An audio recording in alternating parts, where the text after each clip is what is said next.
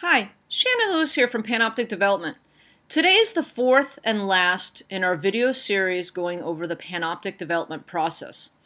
Today's video we're going to discuss building of the web application, so the actual development of your web application. I hope you enjoy it.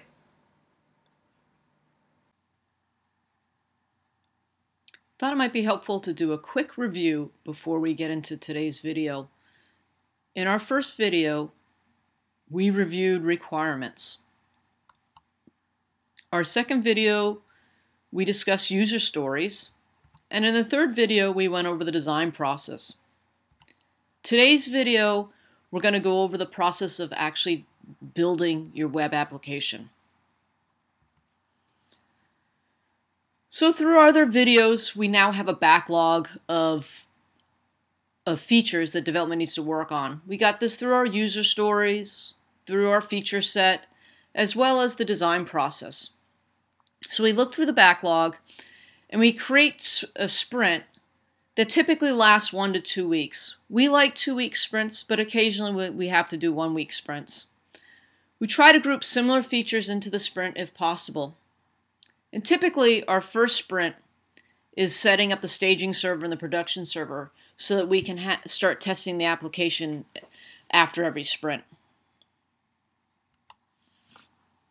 So development goes off and starts working on the features in the sprint. And with each feature, development builds an automated test associated with that feature.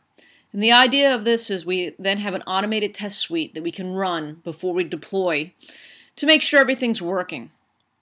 So once development is done and the test suite is run and everything looks good, we will deploy to the staging server.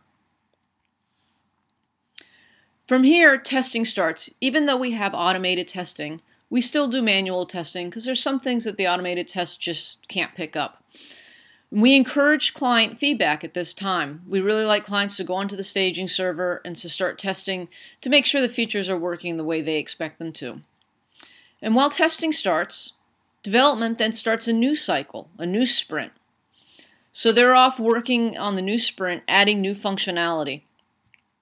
And the application is in a continuous state for testing. And that's really important for us because we think it's, as I said earlier, very important for the clients to be actively involved in the process of building their web application. So this really is an iterative approach. Development works on a sprint. Once the sprint's ready, it gets deployed to staging. We test it. And we encourage feedback from the customer as well as testers, and that feedback, any bugs or any changes or tweaks to the features, then go back into the backlog and they're addressed in additional sprints. And depending on the application needs, we deploy to production. Sometimes we'll deploy to production after every sprint. Sometimes we wait until halfway through the cycle or until the very end. It really depends on the requirements of the application. So for instance, if we were working on an application that really is in a maintenance mode, the application's in pretty good shape, we're just making some feature changes or some bug fixes, for that case we'll probably deploy to production after every sprint. But in the case of a new product, a greenfield app, we won't deploy until a minimum viable product is available. And at that point, it might make sense to deploy to production, but sometimes it makes sense not to, and we still just deploy to staging, and we wait to deploy to production until the very end. It depends on the application we're building as well as our client's needs. Hi, I hope that this video was helpful in explaining the development process. I also hope that it highlighted the importance of you, the client's, participation during the entire process.